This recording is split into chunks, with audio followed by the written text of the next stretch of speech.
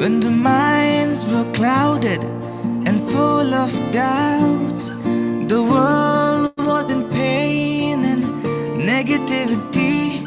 You made us hold on to the positive words. Oh MINLA, you boosted us with your smiles. Oh MINLA, you've come so far, guiding us to the light. Inspired both young and old with patience and mindfulness. We thank you, oh MINLA, we thank you. This gift that you gave us is larger than life. To go ahead with confidence and smile, we thank you, oh MINLA, we thank you. M for mindfulness, I for innovation, N for newness, L for loyalty, A for activeness. You gave us the direction. Oh MINLA, you boosted us with your smiles. Oh MINLA, you've come so far, guiding us to the right. We thank you, oh MINLA, we thank.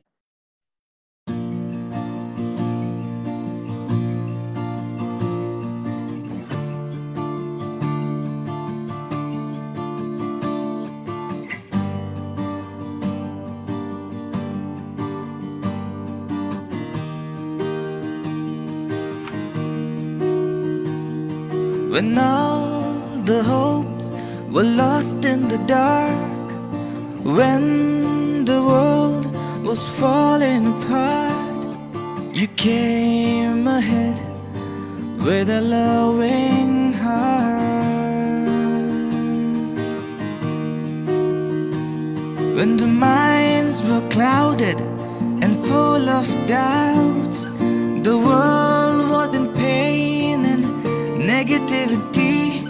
You made a global namaste to all of you. A good morning, a very good afternoon, or a very good evening to whichever part of the globe you're joining us from. Today, we are so delighted that we have a wonderful speaker with us, Anita Goyal. We are going to be introducing her in just a few minutes. MINLA Zoom sessions started these sessions at the beginning of the pandemic in April 2020. Meena Kagram and Lalit Soda jointly started this inspiring, motivating sessions spreading love, happiness through the globe during the pandemic, which was a very tough time for a lot of people. Rather than sitting at home and getting depressed and not knowing what to do, these were sessions which we started, and we had speakers from all over the globe, from health fanatics, health enthusiasts, to professional singers, Bollywood artists, Hollywood artists, the fastest runner on this earth. We also had ex-Miss India, who came and shared her story through life. So we have had some amazing sessions, and today we are having Anita Goyal. Who is Anita Goyal, ladies and gentlemen? This is a widely viewed platform on Zoom and live on Facebook. So we all want to introduce our speaker and get to know her. A name that is very popular in the United Kingdom and abroad. However, let me say a few things about Anita. An award-winning philanthropist she is, an educationalist, and an international speaker, an author, and a community champion. She was invested with an MBE, the Member of British Empire, in 2022, not so long ago, for her services to diversity and female empowerment. Anita is the Vice President of Barnardo's and an ambassador for the Alzheimer's Society in the United Kingdom. Her podcasts show Relight Your Fire and Vision Board and goal-setting seminars are enjoyed by many globally. And let me say, that includes myself, because I've also attended her seminars on Vision Board. So we have a very international personality with us, Anita Goyal. Ladies and gentlemen, open up your cameras. If you're watching on Facebook, please stand up and give her a standing ovation. This is a lovely personality who's going to share her journey from birth to where she is today, and how inspiring and motivating she is. So we really look forward. And today we also have Ruth Ndungu from the Kenya National Chamber of Commerce and Industries, who is again a very strong personality in Kenya, in Nakuru, and she is going to do a formal welcome for Anita Goyal. Ruth, welcome on board. We can unmute yourself, and please, if you may, warmly welcome our guest speaker for this afternoon, Anita Goyal. Ruth? You need to unmute yourself, Ruth. Okay, there. Good evening, everyone, and it's good to see all of you. Thank you, Larit. It's an honor to be here. Thank you, Mina, always a mother and a friend. And I want to give my apologies for being late. I was supposed to log in a little bit earlier, but just held up in a family function where there's a lot of fun that one wouldn't want to miss. But of course, because of the respect that I have for Mina, I had to be here and get to learn and hear Anita's story. Before I introduce our guest speaker, allow me to talk a little bit about Kenya National Chamber of Commerce and Industry, and also get to know Ruth a little bit more. The Kenya National Chamber of Commerce and Industry, Nakuru County, it's an international organization, of course. Most of us know about that. And Ruth Ndongo is in charge of Nakuru chapter programs. And more so, passionate about empowerment for women, because I am honored and privileged to be born a woman. And therefore, anything that empowers a woman, I am a champion on that. The chamber has also participated a lot during the COVID-19 to be able to empower women, for them not to get depressed because of issues that are happening, because we all know a woman has a lot of responsibilities. She is a mother, she is a wife, and she also holds a very big role in the society. So we felt that we don't need women to be depressed, and therefore, with the help of Mina and other great women in the county, went out and began to support them with the Kitchen Garden Initiative. You know, the pain of a mother is to see her kids sleep hungry, and that is what we did not want to happen. When there was fear of lockdown, we decided to go out and empower them, have a kitchen garden where they can be able to feed from, and also have it as an economic empowerment program. Apart from that, we have also done a lot of trainings, financial trainings, family trainings, and personal care. Because like I said, a woman can multitask, and at the same time, she can easily break because of the responsibilities of surrounding her life. And that is part of what we have done. Ruth, as an individual, I've also been able to empower women living with special needs children. We understand the pain that they go through, knowing that their kids need more or extra attention than every other, if I may use that word, which is not good, a normal child. So their responsibilities of diet, therapy, medical, schools, and that has been my personal area, to be able to see that women, despite the challenges of having kids with different needs, they can still be strong and say in one way or the other, they can be able to support their families. And therefore, I'm glad and excited to be here to also learn and hear Anita's story, and looking forward to seeing you one day in Kenya, hoping that this thing will go away forever, and we can be able to meet physically with great women who have been empowering themselves and their families and friends to be able to survive during this period of COVID. And with those few remarks, it's a pleasure again to have Anita Goyal in, let me say in Kenya, because if I can see you, that means you're in Kenya.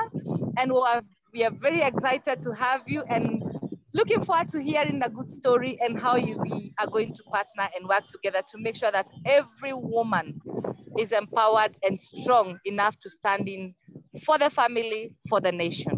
Anita, shall we all rise and give Anita a standing applaud and put your hands together as we welcome Anita. Ruth, thank you so much for joining in and welcoming Anita on our Zoom MINLA. And amazing to hear all the good work you're doing, and I'm sure we'll be listening to it a little later. Next, we move forward to our lady who actually, without her permission, the Zoom session doesn't get a kickstart. And I'm going to invite Mrs. Meena Ben Kagram on the platform to formally and traditionally once again welcome Anita, and we then kickstart the show. Meena Ben, the floor is all yours. Our beautiful, pretty lady, Anita, pretty inside out. Thank you, Meena. Too kind. This is for you. This is for you. And welcome officially our Nakuru town. Now it is city, and that's for you. Oh. Very freshly done by my friend. Thank you so much. And now I will. Habariya Joni. Global namaskar to everyone. This is my pleasant and humble duty to good morning, good afternoon, and good evening, wherever you are in the world. My cute cousin and Lalit and myself are super excited to welcome you all to our MINLA Zoom and those who have joined live on Facebook.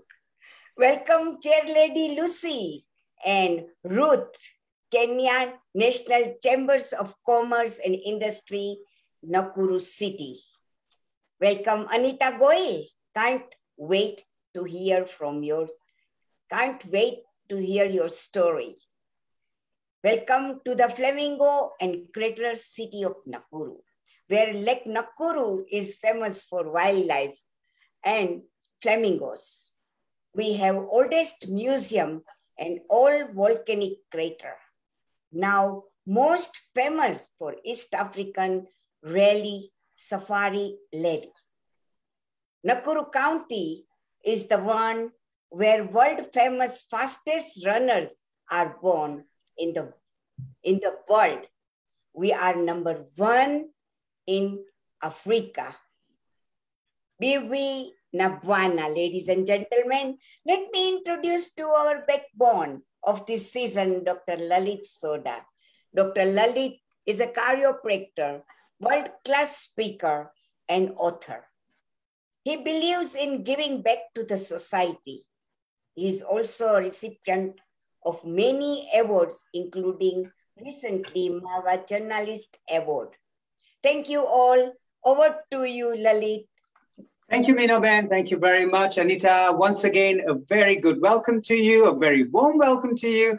And here we kickstart. And before we start, just take a couple minutes to whatever you want to say, and then we'll start the journey of today's session. Well, thank you so much, Lalit, Meena, and Ruth, for your kind words, for introducing me in welcoming me so warmly to your platform. It's a real honor to be here and share my story with you, and hopefully learn lots from you all too. So I'm just delighted to be here this afternoon. It's UK time around about 2:40, and it's nice that we have such a great international audience as well. So thank you very much for your kindness, your generosity, and yeah, I'm just really excited, looking forward forward to sharing a bit more about my life. Thank you. Thank you, Anita. Thank you for taking the time.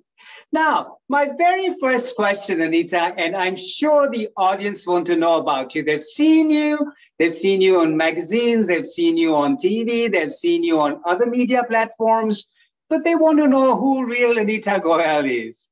So my very first question to you would be, Anita, share if you may, from day one that you were given birth and whatever you remember from that day to the present moment. And we'll give you about 5 to 7 minutes to pack those many years in just those few minutes. Share about your birth to today. Sure. Thank you, Lalit. So I'm very fortunate. My mum is also on this Zoom meeting as well. And she is the creator of me. And I was born in the UK, and I was born in East London in Forest Gate. I have had an amazing upbringing, you know, a very delightful family, a joint family where I live with my grandparents as well. And we, you know, we lived a very happy, simple life, and life was really good. And then we moved to another area. And then again, growing up was great. I grew up with a very extensive Punjabi community with lots of close family and friends, and had a wonderful childhood until I got married. After I qualified as a science teacher, I decided to teach science because I love working with young people and I love my subject. So this was a way to combine the two things that I love doing in my life. And I was in quite a turbulent relationship when I got married. Although it was a love marriage, there was lots of incompatibilities and some challenges within our marriage, which I'm sure some people may be experiencing, you know, the disconnect, the dissatisfaction, the where your values are not aligned, your lifestyles are so different. And I know many, many people that have also been through what I've been through, or maybe going through at the moment. And so I can really relate to that, because when there is that dissatisfaction in your married life, it can really hinder your growth, and your relationships are challenged. But, you know, I was very lucky. I had my mum and my dad were always very, very supportive in my life. And they were the backbone of everything that I ever did. But coupled with a great education and also with great support from my family and friends, you know, I was able to navigate myself way through my challenging relationship. So a bit about my relationship back then. You know, I was married at the age of 23. I had my daughter when I was 24, who is a delightful young woman now, who will be 25 in August. And she's doing incredibly well in her job, in her education. But back then in the 90s, I was in a very challenging marriage, in that the family dynamics were very different. Our culture, I think, was very different as well. The way, the way I was raised, and there was so many misalignments. But the biggest thing was that it was like having it being in a love triangle with three in a relationship: myself, my husband, and also alcohol. And, you know, the alcohol abuse just increased, and that made our life so destructive. And there were so many disruptions to what, you know, I wanted to achieve in my life. But I persevered. I carried on. I was resilient. I was very clear about what I wanted in my vision. You know, I knew I had to overcome some of these challenges, because I'm getting promoted at work as a science teacher, and I became a head of science, followed by an assistant head teacher. So although I was excelling in my professional life, my personal life was suffering, and I was really struggling. And that really impacted my mental health, my well-being, my health all round. And also that had an impact on my daughter, you know, raising a child where there is, you know, such a disruptive lifestyle with alcohol abuse, you know, that surely did impact her as well as myself. And eventually my husband, he had diabetes, and because of the way in which he led his lifestyle, it caused a lot of challenges on his health. And at the age of 40, he tragically passed away, leaving me a widow at the age of 38, and, you know, very devastated. My daughter was only 13 years old, and that had a huge impact on her, and still impacts her to this day. And we together, my daughter and I, my family, who supported me so much, you know, without them, I couldn't go through the 2 years before I met Avnish Goyal, who is my husband now. We couldn't get through that. That was a really, really troubled time for us. But, you know, I learned a lot about myself. I had 2 years of redefining who I was, what I wanted to be, you know, the likes and dislikes. I was able to lead my life in a way that was about, you know, how I wanted to design my life. And the way I saw myself was I started to see myself very differently. And I started doing the things that I wanted to do, started having the experience that I wanted to have. I started to create a circle of friends that were good for me, that would support me, would be my peer group. And I just had a chance, an opportunity to really look at myself deeply from inside.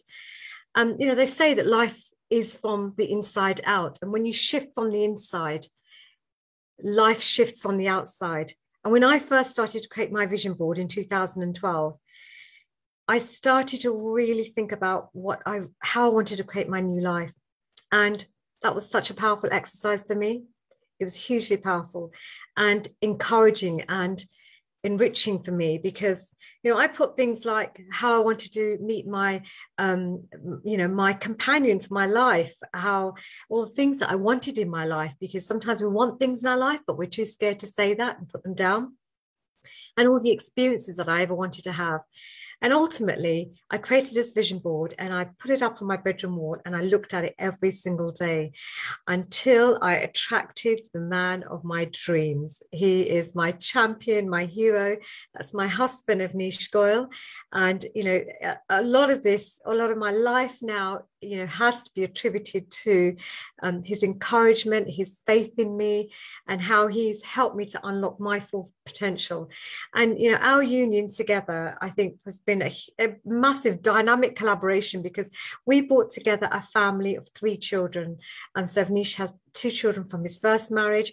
We're a wonderful blended family. I have a son, Anand, who's 27, second daughter, Simran, who's 25, and Simran. So we have 2 Simrans. She's 24, and they have, you know, been part of our journey all the way as we came together. And we were married in 2014, where our worlds just came together so beautifully. And together, I think we have created something unique, something unusual, a world where we can make a difference. We can be role models for other people in relationships. We've together done seminars. I think in the first few months we were together, we created our singles seminar to help communities, people who are single, who want to find their ultimate partner. We then did vision board goal setting seminars together, empowerment seminars for families, to young leaders workshops, and so many things we've done together. And Avnish introduced me to the world of philanthropy, the charity sector. So then I decided in 2014 to give up teaching, which I'd spent 20 years of my life doing. I was a risk. I was really worried. I thought I've never done any other job in my life other than teaching. And when I did step out of that, a whole new world opened up for me. And I was able to meet the most amazing people, from royalty to politicians, to philanthropists, to incredible NGOs doing some amazing work across India and Nepal, you know, just collaborate with some great charities. And I also got introduced to the social care sector. As you know, Avnish's business is Hallmark Care Homes. You know, he designs, builds and operates care homes across the UK. So I was introduced to yet another area that I didn't have much knowledge, and I threw myself into that. And this year, the next 2 years, you know, I'm developing my mindset, my knowledge and understanding about elderly care and growing old, or we should say aging well, every step of the way. So that's my next big project over the 2 years. So that's really been, you know, how we've brought our worlds together. And of course, as you know, Lalit, I have my 89-year-old mother-in-law, who we all live together. And, you know, it's just been an incredible experience, you know, caring for my mother-in-law and learning more and more about elderly care, which has helped us to shape our thinking around how we deliver care in our care homes. So yeah, that's really been my life. And, you know, I can't thank my mum and dad enough for bringing me into this world, firstly, and thanking Avnish for, you know, being the greatest husband partner I could ever ask for. He's my dream man, and the power of vision boards and being able to, you know, attract all of this into my life so that I can, you know, you take those small steps that I've taken in my life, the small steps in the right direction can always turn out to be the biggest steps of your life. And that's been the journey of my life since my birth. Okay. So you're on mute. Lalit, sorry, you're muted, Lalit. There you go. That's good. They're controlling all that from Kenya. You know, they can shut me up right away, or they can. So Ali is in control over there. So Anita, oh my God. Oh my God is all I can say. This is an amazing story. You jumped from your birth to your marriage again, to you becoming a widow. My God, that must have been so challenging.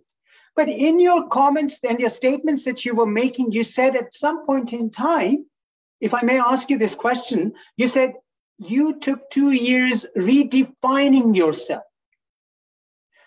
What exactly did you do in those 2 years? Now, this is very inspiring for women, and I'm sure women who have gone through these challenges in life, whether it is a turbulent relationship, a lot of depression, professional rejections, etc., and they need to sit back and redefine, relook at their life, relook at their focus. How did you do it, and what exactly did you do? If you share those brief 2 years of who did you associate with? Who did you sort of use as a role model? What books did you read? What courses did you do to get you to where you are in those 2 years? Thank you. I'm so glad you asked me that question, Lalit, because I think everything starts from, you know, how you love yourself and giving yourself the permission to love yourself is really vital, because often women are the ones that are running the household. They're the backbone of the family.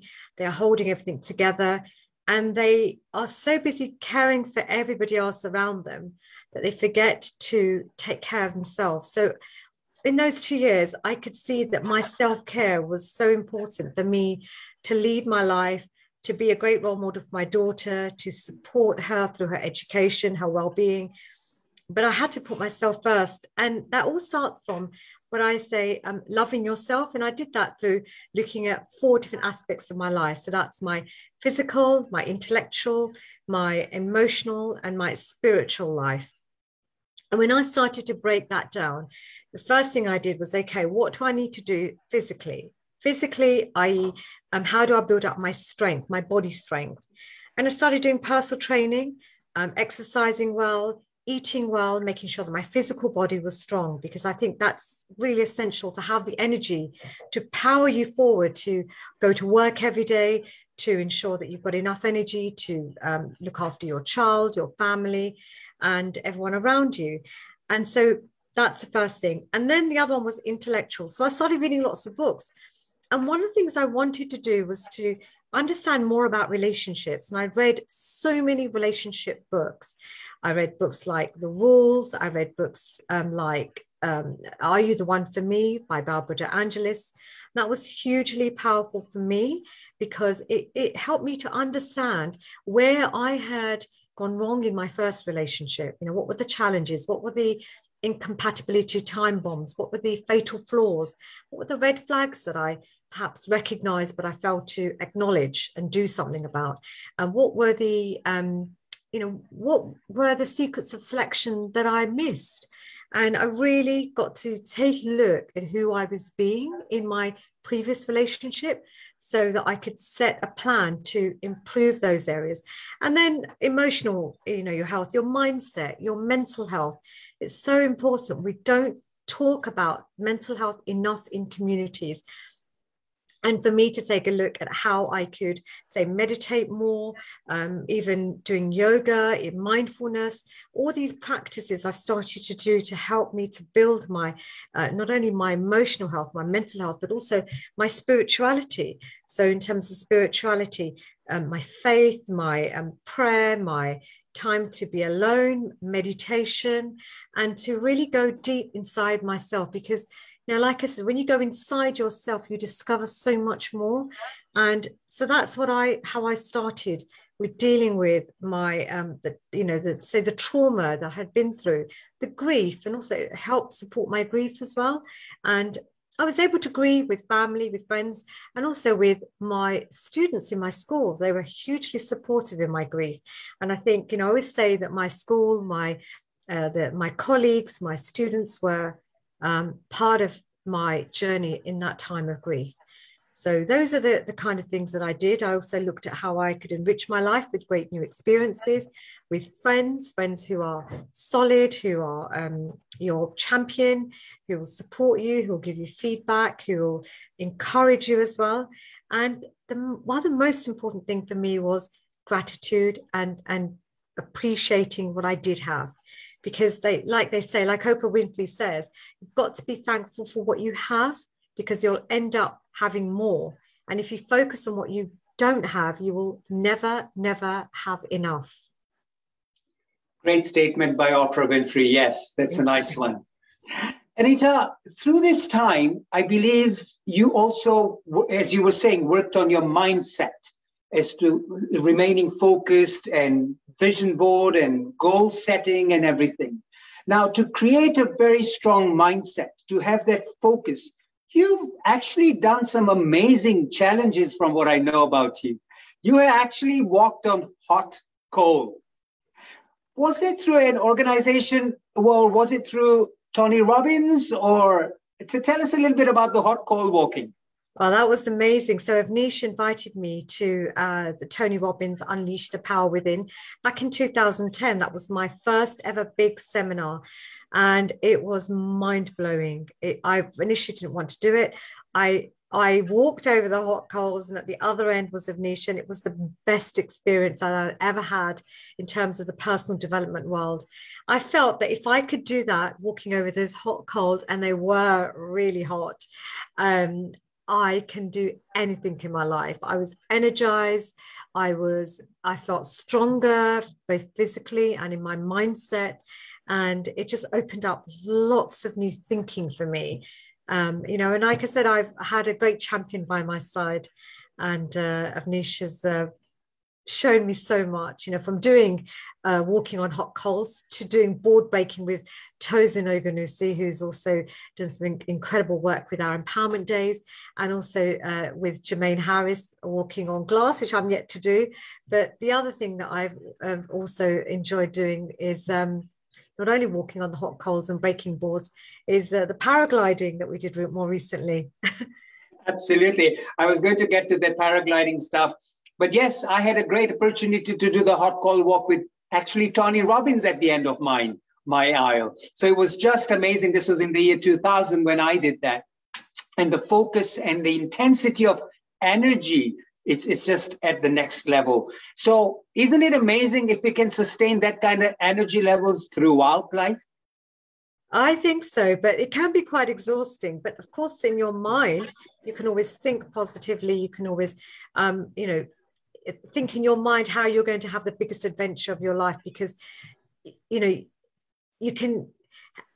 need to decide what it is you want to do in your life and how you want to live from a place of gratitude, from a place of high energy. And of course, you can sustain that in your life if you eat well, if you have good physical strength, if you are have a good mindset, and you're enriching your mind with great people around you, great role models, great mentors, great coaches. You can continue all of that. There's so many different ways in which you can, enliven yourself. And right. Walking on hot coals is a metaphor. It's one of those ways.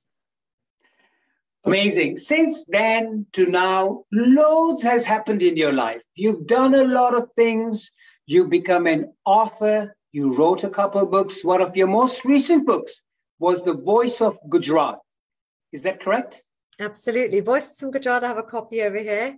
I'm very proud of this piece of work. It's taken, two years to write this book. It also within the pandemic, I was able to interview 21 incredible Gujarati women from Gujarati heritage, who are able to share their stories of hardship. They were also able to share how their grandmothers have come from India, settling in East Africa. So it's a double migration eventually to the UK, and just the way in which that they've created their lives and the unique opportunities that they've had, the challenges that they've had, the differing family dynamics, the racism, the gender inequalities that they've had to face, and also, within the workplace, how they've broken glass ceilings, and they're in some of the most unique jobs and professions, and how they can be, a collection of 21 more models for our next generation.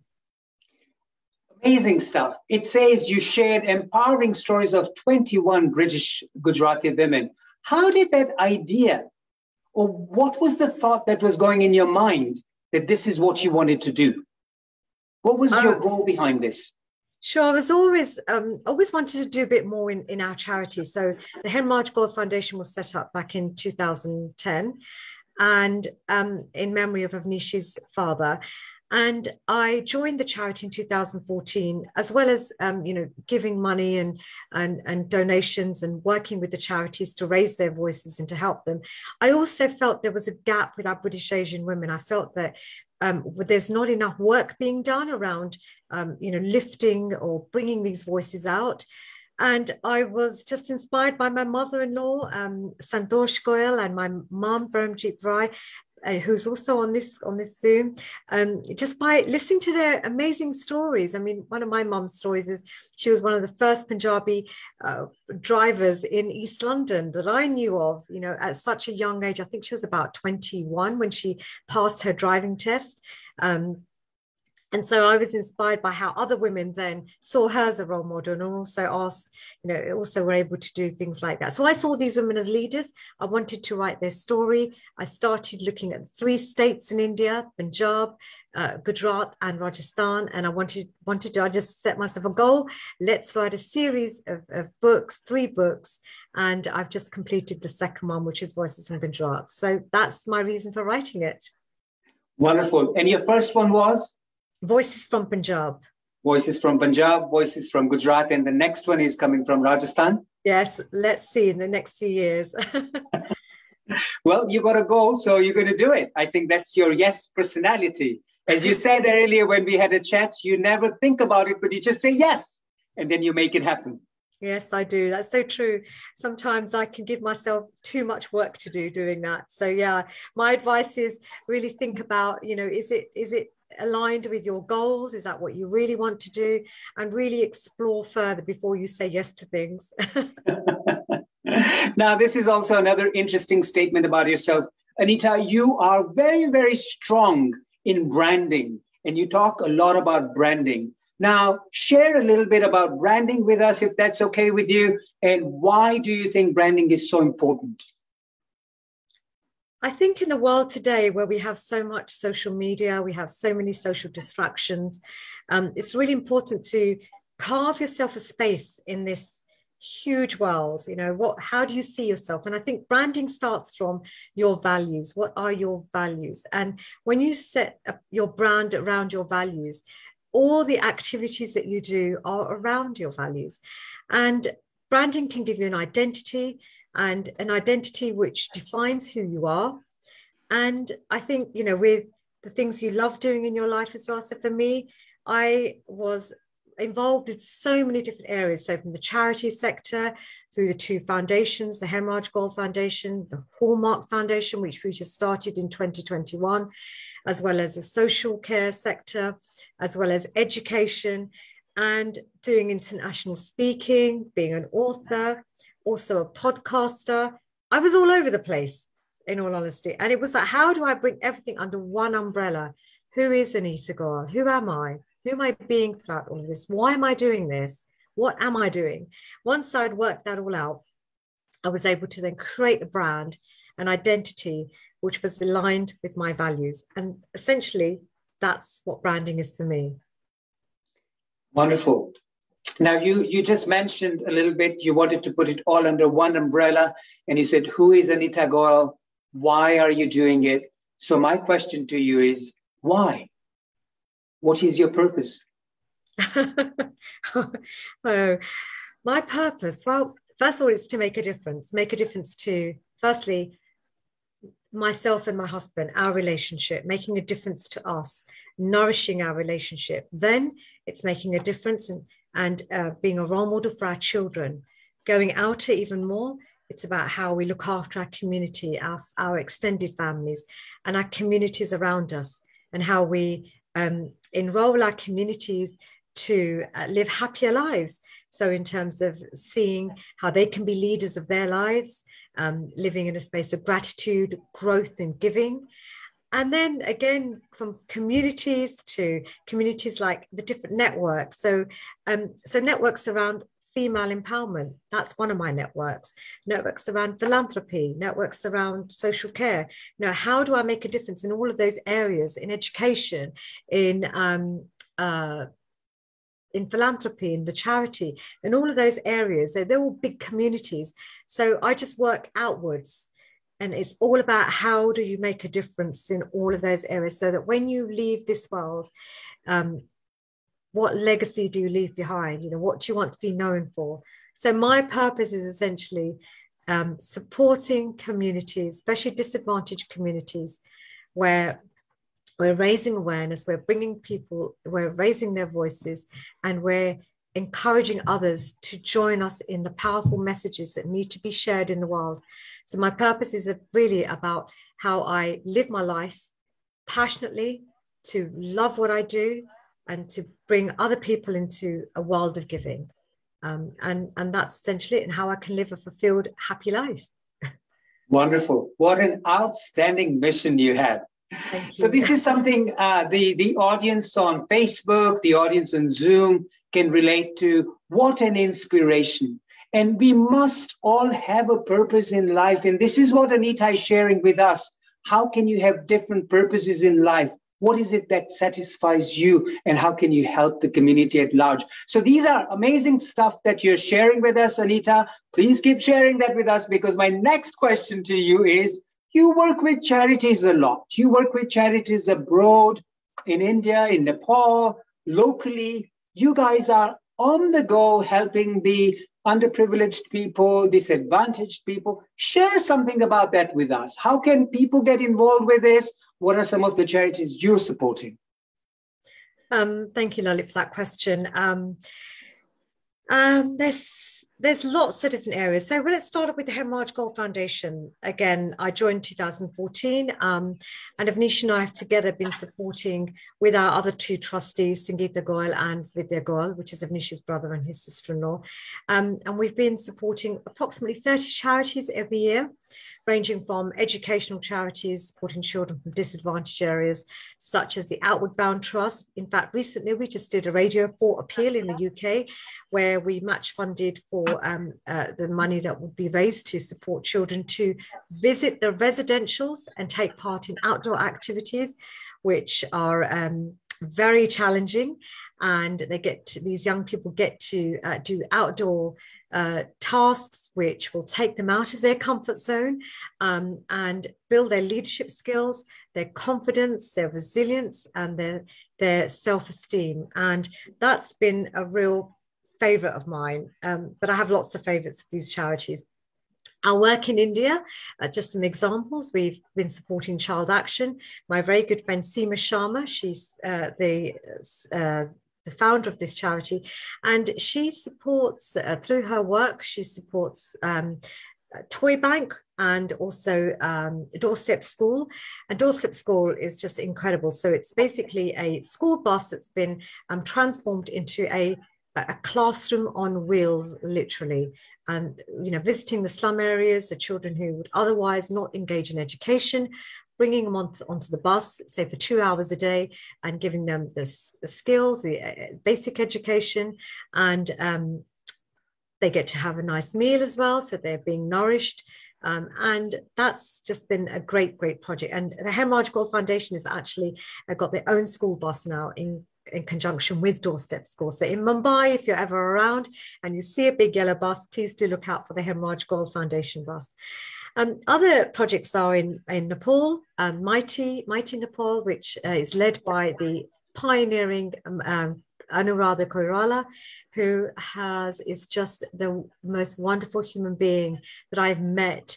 And she works in anti-trafficking, bringing girls, women into her homes where they are educated, where they are taught life skills and livelihood skills so that they can be empowered and they can live a more enriched life. So these are just some of the projects that we've been involved in. And I can tell you so many more. And also the Hallmark Foundation, we're working with the Alzheimer's Society. Avnish and I are both ambassadors of the Alzheimer's Society. And one of our mission is to work with the South Asian community around dementia and to educate people, to share some of the challenges that families may have living with relatives who are living with dementia. So that's a real focus now through the work that we're doing, and also things like the Care Workers Charity, the work around especially with social care and how carers need to be supported during their hard times, and that's a charity that Avnish is also a founder of. So we have our sort of like our interests in many different areas. But one thing I will leave everybody with, you asked the question, how can people help, is during the pandemic, I wrote a personal development program around children in schools in the UK and how we can support them with their mindset, with helping them develop tools and mechanisms in order to overcome some of the challenges that they may be going through. And we are leading these personal development workshops within schools across the UK now. And by the end of March, we would have worked with around 10,000 children in this area. So I'm so grateful with all the organising partners that have come together with us so that we can deliver some of these great workshops with children that are back in school, you know, with school closures that's really affected them, and how we can support their mindset now. So if you want to help, let us know about any schools. Even maybe we should take this to the international market, maybe in East Africa. Let's see. Jermaine Harris is our leading speaker in this work around mindset. So there's just some of the things that we're doing, Lalit. And yeah, and I'm just so proud to be in this sector. Excuse me 1 second. Sorry about that. This is awesome work with the kids that you're doing with their mindset and helping them get through. So obviously through lockdown, the kids were badly affected, schools were shut down, and how can we help them? So because they are obviously the future. With all this, you've also been doing, before I ask you that question, the thought that went through my mind was, if one wanted to get in touch with you guys to help you with these projects, would you be okay to say how to get in touch with you online here on Facebook, on Zoom? Yes, absolutely. Contact us on hgf.org.uk. That's probably the best place, or the hallmarkfoundation.org.uk. So yeah, do get in contact with us, or even on our social media platforms that we have for both charities, or even just contact me, anitagoyal.com. There you go. Easy to contact, a very friendly person, very approachable, and she'll put you in the right track, who to contact, who to speak to. anitagoyal.com. Easy to remember, easy to contact. Thanks, Anita. Now, this goes on to my another question to yourself, which I have heard, listened, seen about your podcasts. Relight the Fire Within, or correct me, what's the name? Relight Your Fire. Relight Your Fire, that's correct. How did that project come about? Because you've interviewed quite a few wonderful people, some of them who I have had a great opportunity to work with. Jermaine Harris is one of them, Sujata Sharma, the lawyer, Hansa Pankanya, the author and the wellness coach. How did all those things come out, the podcasts and everything? Again, it was a project that I started during lockdown, and I was so inspired by other people that were doing podcasts. A particular friend, Simon Parker, he was doing podcasts on social care, and I just felt that there is a space for me to interview charity leaders, CEOs, entrepreneurs, people that have mastered a skill in their profession, to learn about how they've done that, life skills, the challenges that they've had, just learning about their life stories. Again, just like my book, I'm so curious to learn about people's lives and to find out more what they did, how they did it, why they did it, and to see how they can inspire my audiences, my listeners, with, you know, and just give back to communities so that they can grow themselves and grow their mindset. So I'm, you know, all about educating others and, you know, helping people grow their mindsets. And I felt that podcast is a really great platform to just make new friends. It's a great way of networking. It's an alternative way. You know, we couldn't always meet people. So most of my podcasts are done through the Zoom platform and Zencaster, and I just found I loved it. I just fell in love with it. And you know what I say to everybody is, do what you love, and you know that's where you'll get the best results. So you know, my podcast Relight Your Fire is all about leadership, careers, and life skills, and that's it. Simple. So I've just met the most fascinating people. So if there's anybody out there that you can recommend, please do share with me. And I would love to interview some amazing people internationally so we can share their voices as well. Wonderful. Who is the next guest speaker? At the moment, I've got, as you said, Sujata Sharma. She'll be coming on very soon. Hers will be released. I've got Sarita Sabharwal out next week. So really excited for her episode because she's just met the most phenomenal people in Bollywood, and she's given so much to the UK media, and you know, she's just such a phenomenal person. And yeah, we'll take you through her life story as well. Yeah, looking forward to that. That she's a very, very humble human being, and yet a very strong personality in media. Yes.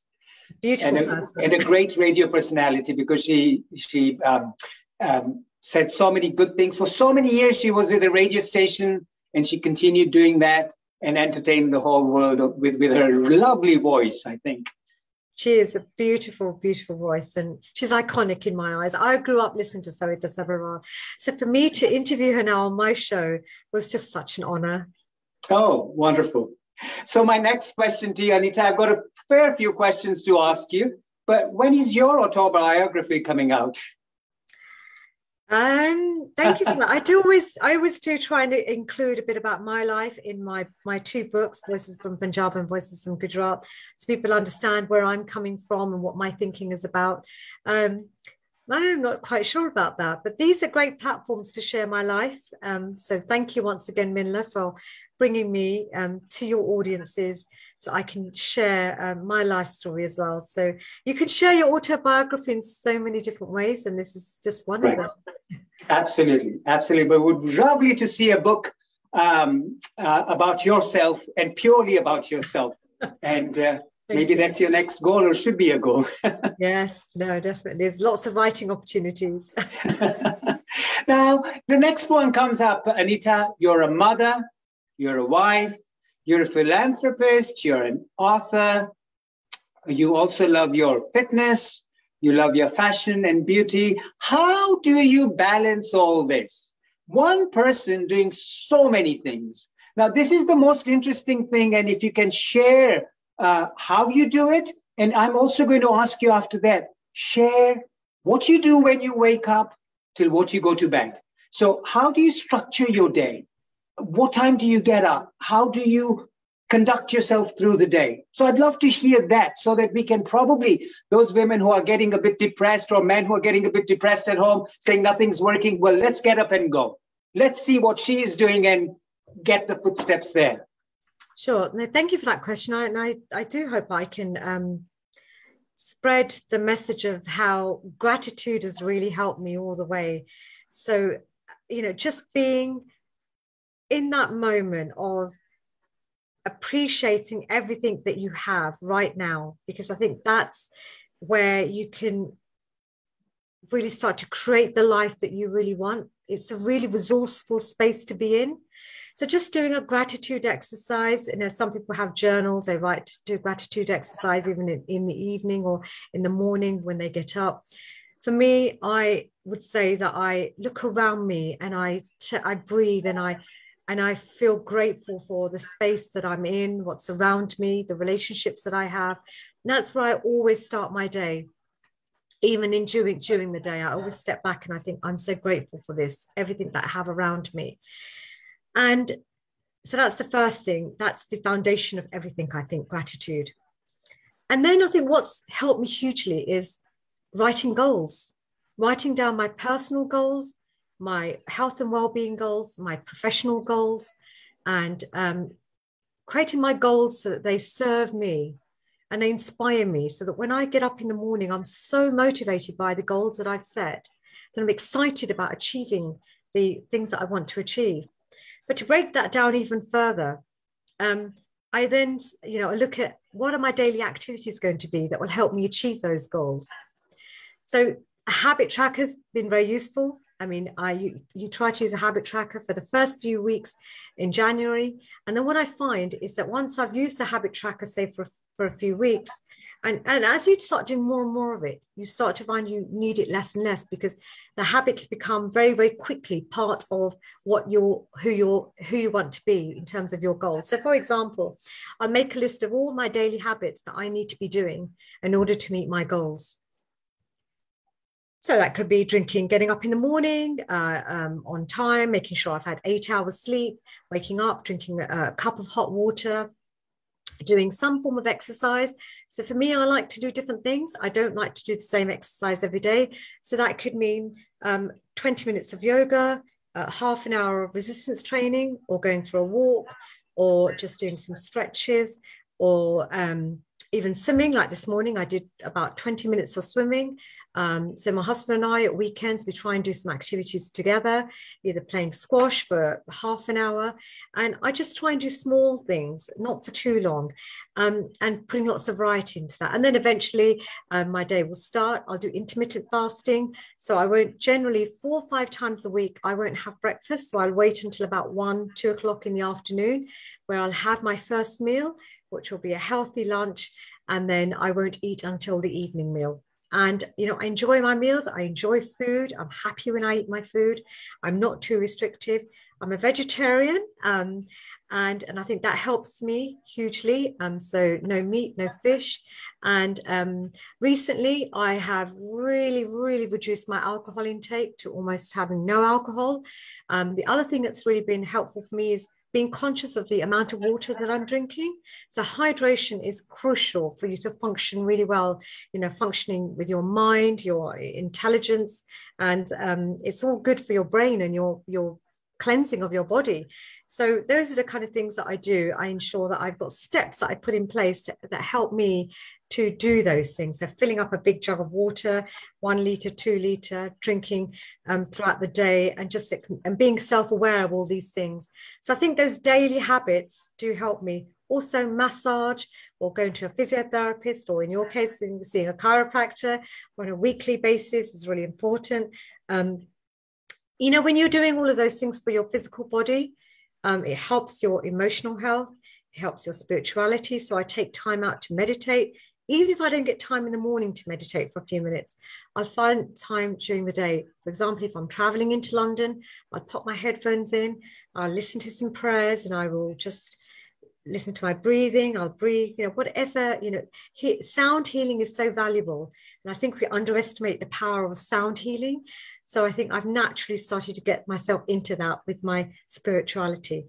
So, going back to the things I said at the beginning, how do you fill your mind up, your physical, your intellectual, reading books? So I'll try and spend time making sure that I'm reading a book for just 10 minutes. And I'll just tick them all off on my habit tracker. I've got lots more things, but these are just some of the examples of how I start my day. And our day is always different because, with Avnish, life is full of lots of excitement, variety. We go all over the place, either to visit the care homes, or to visit the building sites, or to go on a charity event, or to speak here like I am today, speaking events, to family time. We've been traveling a lot with our children. to make sure that we're staying connected and, you know, our love and relationship is strong. And just having a really vibrant life, because that's what you've got to do. You've got to plan your life and putting things into your diary. So my phone diary is like so important for me. It helps me to replan my weeks, my days, and time management in all of this is crucial. Carving time out for those important relationships. Wonderful.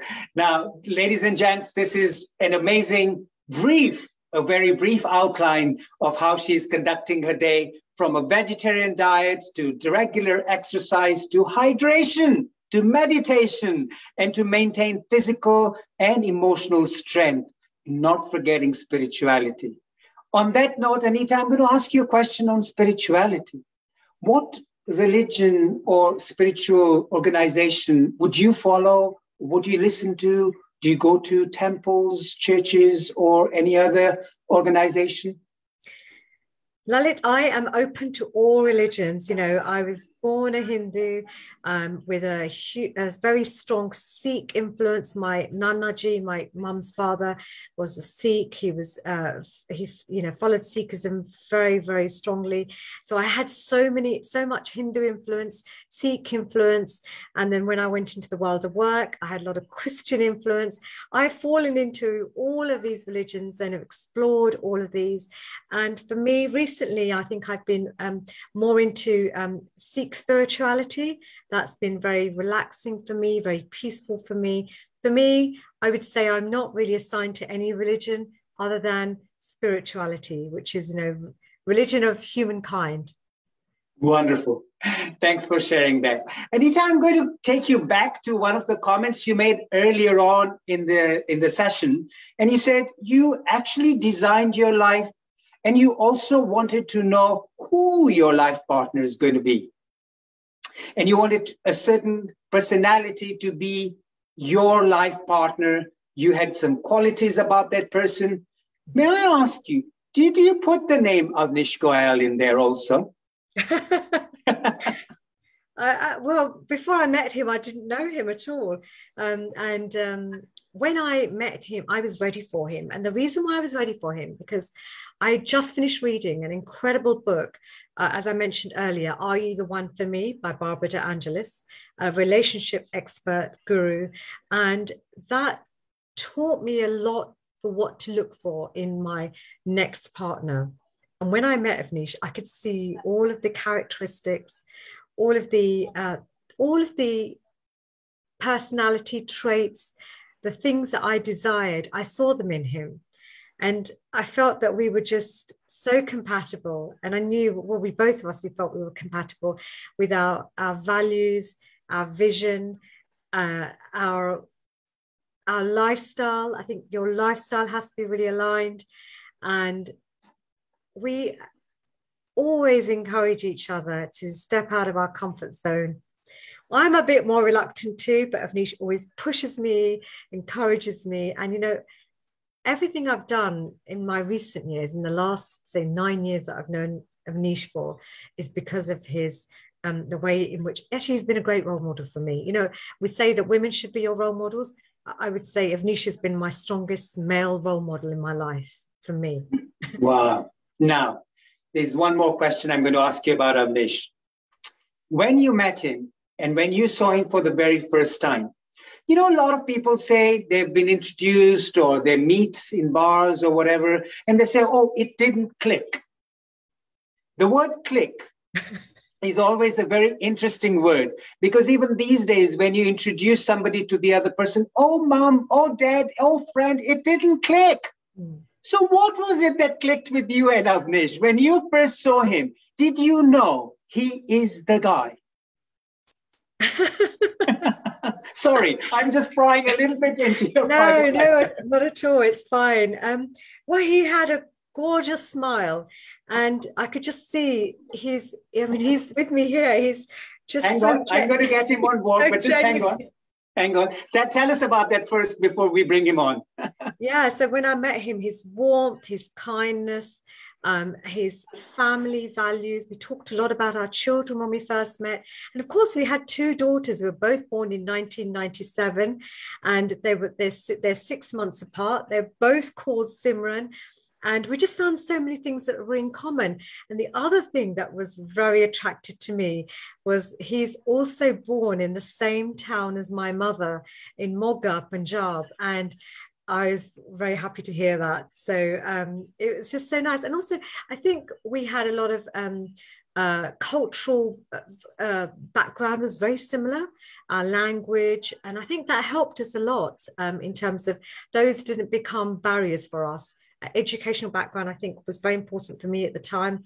I wanted somebody who had the same sort of level of intelligence as me. Actually, he's far more intelligent than me, but I was actually quite attracted to his intelligence, and I still am. You know, when Avnish is speaking, I look at him in so much. I'm so proud of him when he speaks, and I learn from him, and I felt this is a man that could teach me so much in my life. And, you know, I wanted someone to help me lead my life, but also be a leader in our relationship. So I would say I'm very feminine, Lalit. I embrace my femininity, and Avnish is also quite masculine. And I think our two energies just came together so well. And I think that has, you know, that's what's kept our love and our relationship so alive today. Amazing. Now, let's get that smile on the screen. Let's get that energy on the screen. Let's get that personality on the screen who Anita fell in love with, none other than Avnish Goyal. Avnish, may we welcome you on board. Come on, Avnish. Hello. That's the gentleman. Ladies and gents, this is Avnish Goyal, the gentleman. He has promised us he's coming on our Zoom session. Avnish, you can't back off now. So this is the gentleman in Anita's life, a wonderful personality, the smile, as you can see. And I'm so lucky I've been able to meet him personally at a couple seminars, attended their vision board sessions, and that's him. That's the one that Anita has chosen to be her life partner. And I think both of them have chosen each other for their journey of life. Avnish, welcome. It's lovely. Would you like to say a few words, please, about this Zoom session, about your lovely wife who's doing so well, and then we'll move on from there and ask a couple more questions. Absolutely. I've been listening in. I've been recording her speaking, and as always, really proud of who she is, who she was when I met her, but who she's becoming as well over the last 8-9 years. And that obviously culminated in her receiving her MBE last week or the week before from Prince Charles at Windsor Castle, which is a very, very proud moment for obviously Anita, but for me to be watching in to see that was just incredible. You know, all that amazing work, and she didn't do it for any reward, but to be recognized by the royal family, the Queen, and being given that amazing honor was just was incredible. So yeah, thank you. Great.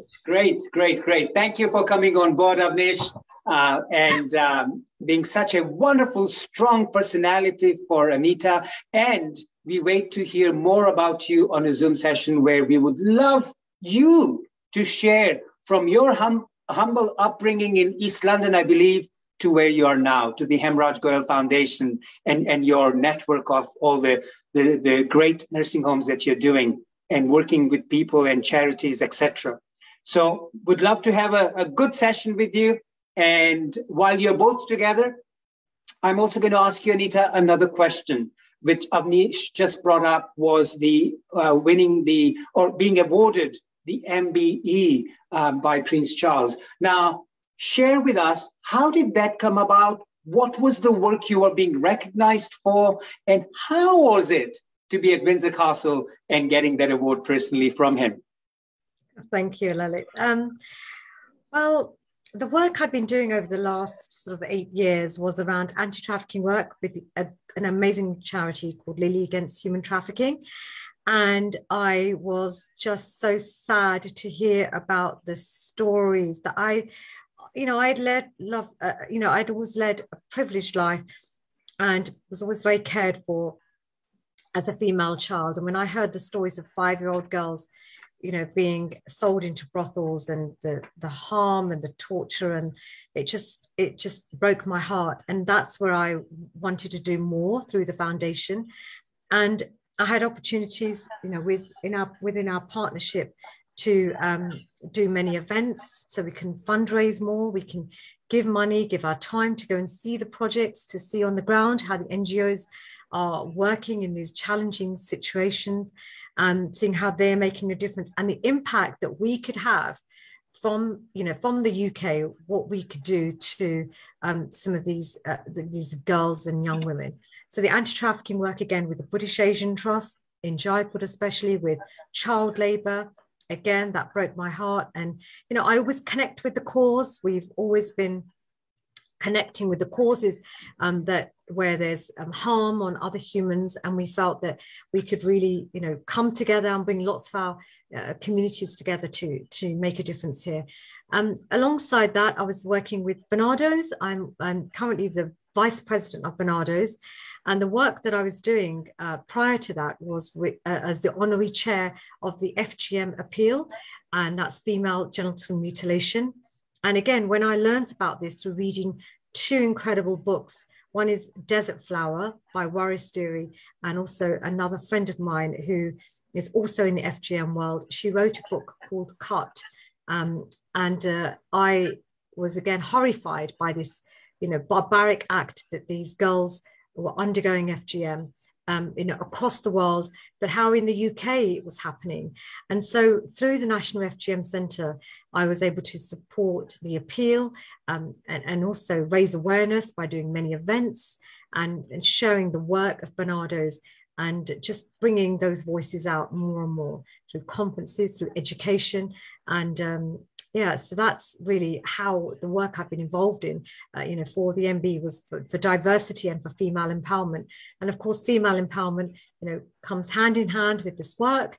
Again, through the platform that I've already spoken about, the podcast, the book writing, and the various talks, female empowerment has just come through there. So that's how I've used or created this work. Also Menstrual Dignity, another great charity that I'm patron of, Binti. We were able to do back in 2019, we did a bit like the film Padman, which I'm sure many have watched the film, Bollywood film, very, very inspirational. So with Binti, raising awareness about menstrual dignity to all people, women who are menstruating, girls, to smash the taboos and shame around menstruation, as well as providing menstrual products for those that perhaps don't have access and making it more accessible.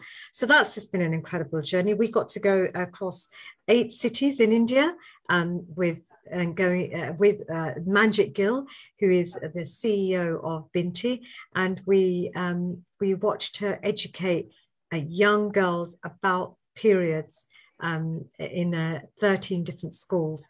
So, and the teachers as well. Oh, the myths, and we were smashing the myths and also the taboos, the stigma, opening the conversations up, and really getting more and more of people. While we were driving around, forgot to mention, we were driving around in the pad car. So we had these 2 cars which had stickers and pads stuck all over them, driving around from Punjab to Rajasthan to Delhi, all over the place. And people were putting their thumbs up as they were seeing the work that we were doing. So yeah, it's been an exhilarating experience with all the different things that we've been involved in. And that's really what the recognition has been about. But remember, I've never done any of this for recognition. I've done it because it's touched my heart, and I wanted to do something in the world to make it a better place if I can.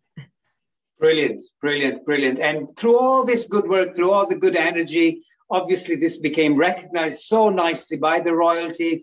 And it's always nice to be recognized. I know it's not the reason why you're doing it, but to get an MBE was a great achievement. So ladies and gentlemen, a big round of applause for Anita for her MBE in 2022. Wonderful, wonderful, wonderful. So this, you know what, Anita, we can talk about you a lot and I'd love to hear more. And I still have a couple more questions after which we'll move on to the next session of this, the MINLA Zoom. My next question to you is, you know, looking at your Instagram, looking at your Facebook, looking at all the things you do, all the events you attend, you're also like a fashion icon. You dress immaculately. You are perfect head to toe with that hair, the face, the outfit, wherever you go. You have that perfection that you carry with you.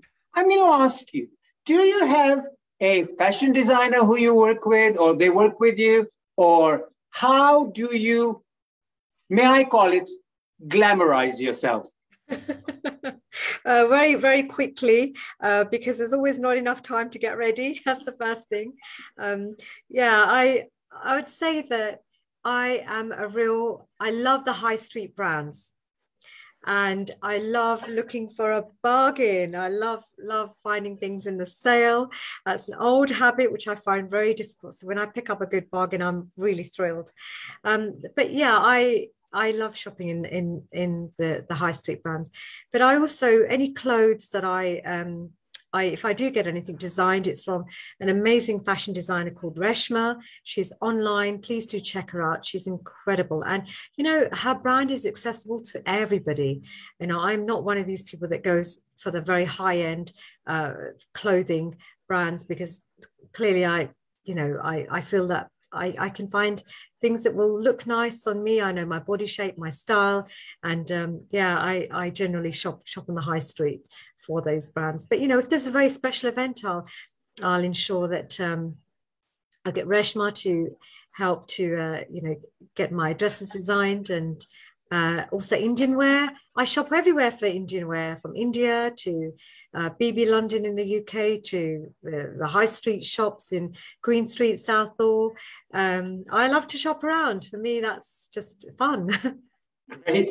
Thank you for sharing that. It's a lighthearted question, but I thought I must bring it up. In the next couple minutes, what is your ultimate goal?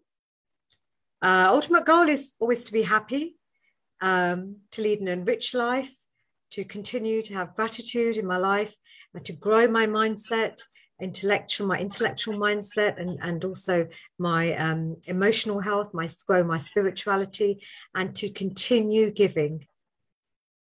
Thank you. That's a wonderful one. Ladies and gentlemen, before we move on to the next section of the MINLA Zoom, which is the rapid fire round, let me say one thing. Amazing points that Anita has made today. Having a purpose in life, having a strong, focused mindset. Anita, I see her as the 3 Gs of gratitude, growth, and giving. That's a mission. Design a life that you desire. What legacy do you want to leave behind? Do what you love. And I've always seen Anita as 3 E's. What are those? Anita is enlightening. Anita is educating. And certainly very, very encouraging. So, ladies and gents, this was an awesome topic, discussion of the journey of Anita Goyal. May we say a massive, massive thank you to the mother who brought you on this earth, and a mother-in-law who you're looking after and caring for too. So massive thanks to those 2 inspiring women in your life also. Anita, are you okay to go on to the Zoom, next section on the Zoom, which is our rapid fire round? It's a quick question, a very quick answer, and then we can take that about 20 questions in the next 3 to 4 minutes. Is that okay with you? Absolutely. Looking forward to it. Wonderful. Thank you very much, Anita. Welcome on the MINLA Zoom session rapid fire round. The first question, philanthropy. So it's not just about giving money, it's about giving your time, your energy, connecting with the cause that you love, and making a difference. Thank you. Who is God for you? Spirituality, peace, and fulfillment. Next one, mental health. We don't talk about mental health enough. Everyone has some form of mental health, and it's about how you manage your mental health, being self-aware, and also asking for help when you need it. Thank you. Anita, one motivational book or an inspirational book that you would recommend to the audience today? Becoming Michelle Obama. Thank you. Anita, your favorite cuisine? Pan-Asian, Chinese, Thai food. Nice one. And the next one, vision board. Be creative. Put things that you think you would otherwise never be able to have. Think big.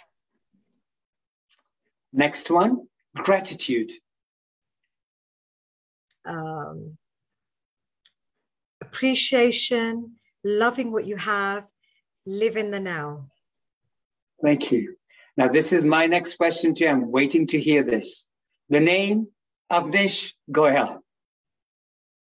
Amazing, inspirational, my champion, a leader in social care, a leader of so many great organizations, and just a wonderful husband.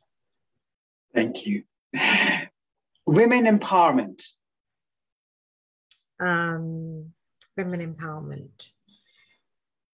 Strengthening women's voices, acknowledging the diversity of roles that women have, how they're the backbone of communities, and how together they can collaborate and lift each other.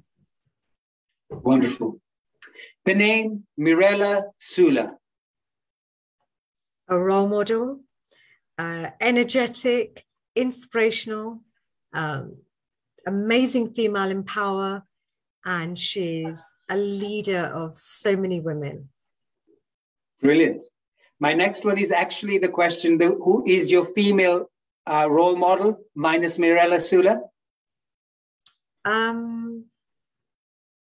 Female role model. That would probably be Oprah Winfrey. Great. The name Hemorrhage Goyal Foundation. Life-changing for me. Making a difference to those that are from disadvantaged backgrounds, to support women and children with disabilities, and to have an impact in the world, and the name to be recognized by everybody. Brilliant. And your one message for the audience today? Have the biggest adventure of your life, because that's all you have. You have one life. So live the dream of, live your dream life and create the life that you love. Your favorite motivational speaker?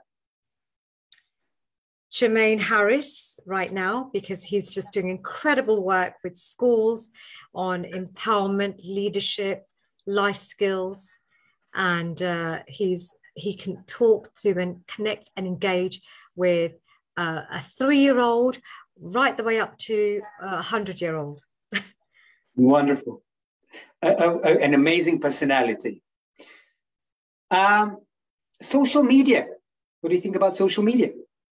If used in the right way, it can help to get your messages across to even to the world internationally. You can share your ideas, your concepts, and it can also help to deliver some really great messages which can help other people. Great. One person who inspires you? Oh, my husband, Avnish Goyal. Brilliant. Thank you very much for that. Next question. Out of the three, your favorite Bollywood actress, Alia Bhatt, Katrina Kaif, or Deepika Padukone? Oh, it's got to be Deepika with her film on acid attacks, Jabak. Brilliant. Next one. Your favorite, Golgappa, Samosa, or Kachori? Samosa, because I'm Punjabi. Brilliant. And last, Dr. Lalit Soda's rapid fire round.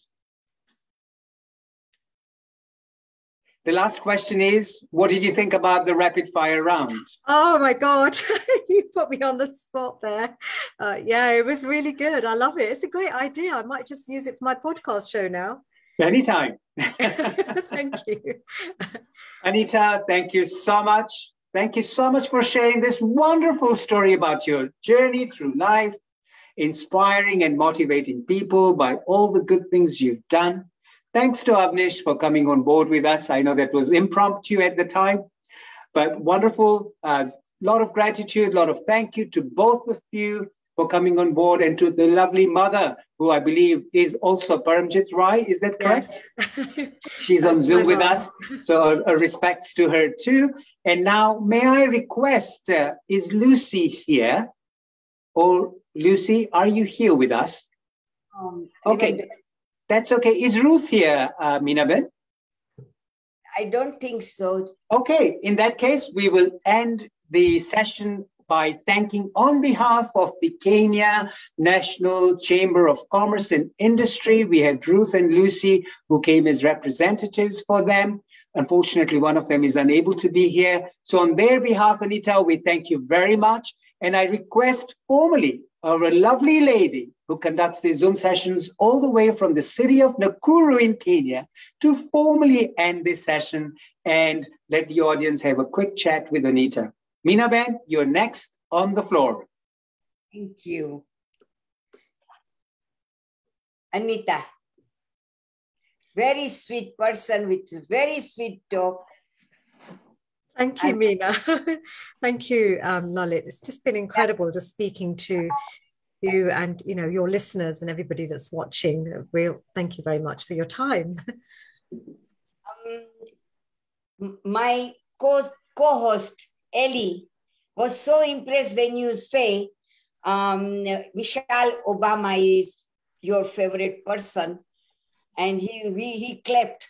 Oh, that's an amazing book. Really recommend everybody read that book. Right, and he said you might be knowing that Obama comes from our area in Kenya. He's Aluyo. Aluyo. Yeah, he's still saying something about him. Yeah. So we are very proud of him. When he came, we made sure that the place is clean for him to come and look at the place and come and see his grandmother. Anyway, I will end this session. Sorry from Ruth, because where she is, the Wi-Fi was not working. Otherwise, she should have shown the place and what she's doing. Habariya journey, global namaskar to all. This is my pleasant and humble duty to end the session with the heartiest thank you to Kenya National Chambers of Commerce, Nakuru City. You must know, Nakuru City is only 3 months old. Thank you, Chairperson Lucy Gitama. She's in charge of women, Nakuru Program Officer, and my friend Ruth Dugu and Lucy. My big thank you to Anita. You are so lovely inside out, my most respected sister. Just can't thank you enough. Come to Nakuru to visit us, and I will show you where you can do the work. Thank you all beautiful souls, Asandi Sana, to all the viewers on Facebook Live and those who have joined us live on Zoom. Can't end my thank you without saying big thank you to my cute cousin, Lalit Soda, and our host, Eli Bhai.